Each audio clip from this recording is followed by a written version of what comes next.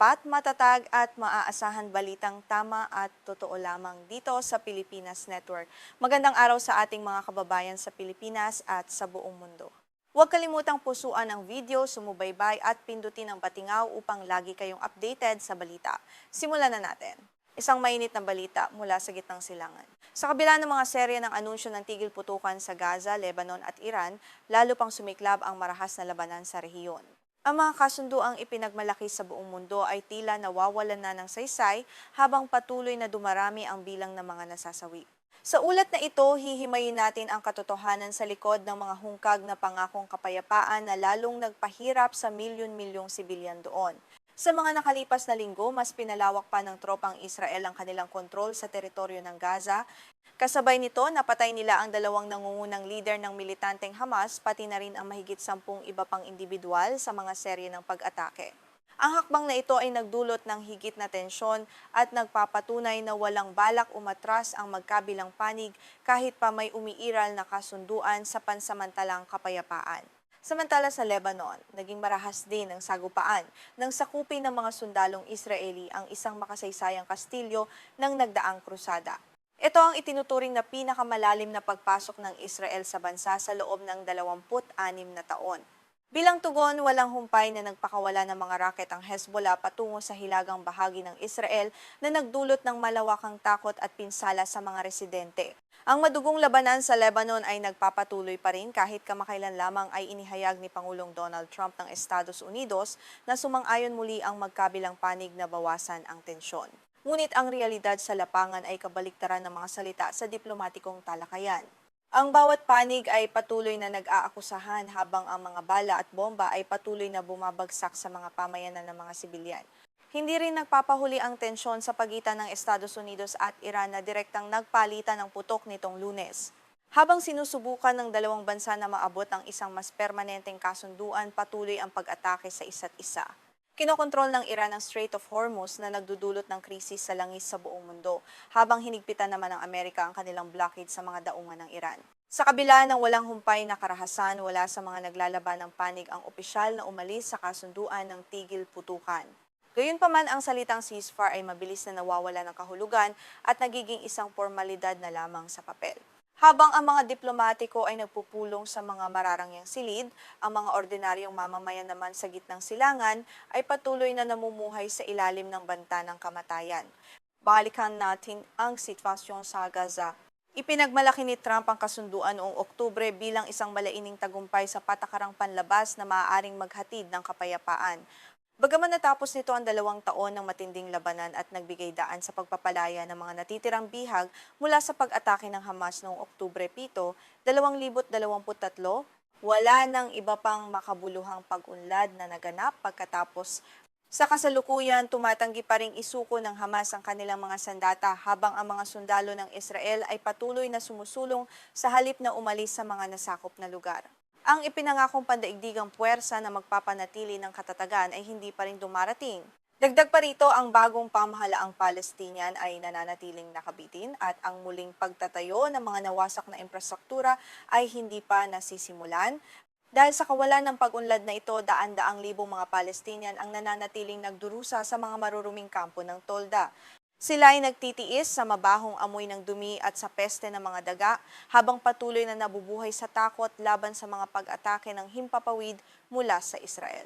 Ang krisis sa kalusugan at kawalan ng sapat na pagkain at malinis na tubig ay lalong nagpapalubha sa kanilang miserable ng kalagayan doon. Sinisisi ng Amerika at Israel ang Hamas sa pagkaantala ng proseso dahil sa hindi nito pagdidisarma. Sa kabilang banda, inaakusahan naman ng Hamas ang Israel ng paulit-ulit na paglabag sa kasunduan. Ayon sa mga lokal na opisyal ng kalusugan, umabot na sa 932 Palestinian, kabilang ang mga kababaihan at bata, ang napatay sa mga pag-atake ng Israel mula nang magkabisa ang tinatawag na tigil putukan. Ipinagtatanggol naman ng Israel ang kanilang mga aksyon sa Gaza at Lebanon sa pagsasabing may karapatan silang umatake kapag may nakikitang banta o kapag may mga militanteng sumusubok na tumawid sa mga malalabong linya ng labanan. Ang mga linyang ito ay patuloy na nagbabago habang sinasakop ng kanilang mga tropa ang mas maraming lupain na lalong nagpapahirap sa pagtukoy kung saan ligtas ang mga sibilyan. Sa ngayon, kontrolado na ng Israel ang humigit kumulang 60% ng Gaza, mas mataas kumpara sa 50% noong nilagdaan ang tigil putukan.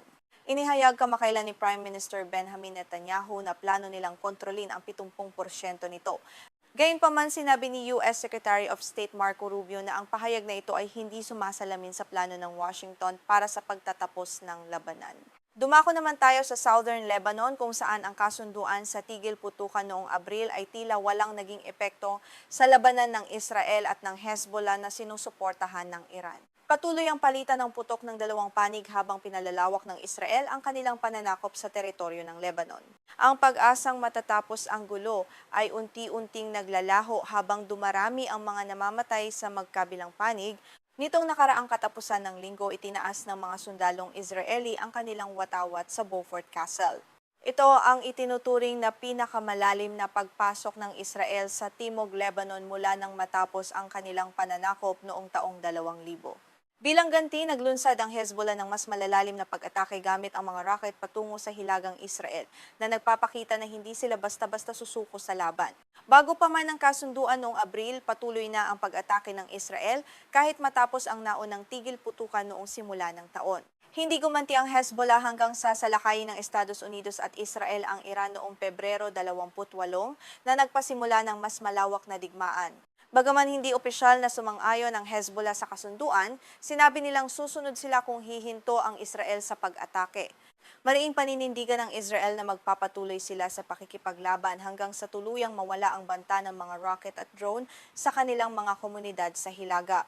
Nais nilang mangyari ito sa pamamagitan ng kanilang sariling aksyon o sa pagdidisarma ng pamahalaan ng Lebanon sa Hezbollah. Ngunit sa paglala ng labanan ngayon, tila mas lalong naging malabo na mangyari ang hiling na ito ng pamahalaang Israeli. Sa mas malawak na aspeto, ang tigil putukan noong unang bahagi ng Abril sa pagitan ng Amerika, Iran at Israel ay naglalayong tapusin ang regional na digmaan at muling buksan ang Strait of Hormuz. Ang rutang ito ay napakahalaga sa pandaigdigang kalakalan at ang pagsasara nito ay nagdulot ng pagtaas ng presyo ng langis na nagdulot naman ng matinding hagupit sa ekonomiya ng maraming bansa, kabilang na ang Pilipinas. Bagaman inanunsyo ng Iran na muling pagbubukas ng strait pagkatapos ng kasunduan, muli nila itong isinara ng ipatupad ng Amerika ang blockade sa kanilang mga daungan. Humihingi si Trump na buksan muli ang daanan at magkaroon ng malaking kompromiso sa kontrobersyal na programang nuklear ng Iran. Sa kabilang banda, nais ng Iran ang permanenteng pagtatapos ng digmaan at pag-aalis ng mga parusang pang-ekonomiya. Bagaman tila malapit ng magkaunawaan ang dalawang panig noong nakaraang linggo, hindi pa rin sila nakarating sa pinal na kasunduan. Paulit-ulit na nagbabanta si Trump na ipagpapatuloy ang digmaan kung hindi isusuko ng Iran ang kanilang enriched uranium. Samantala, iginigiit naman ng mga opisyal ng Iran na hindi nila tatalakayin ang isyong nuklear hanggang sa magkaroon ng mas matatag at pangmatagalang tigil putukan.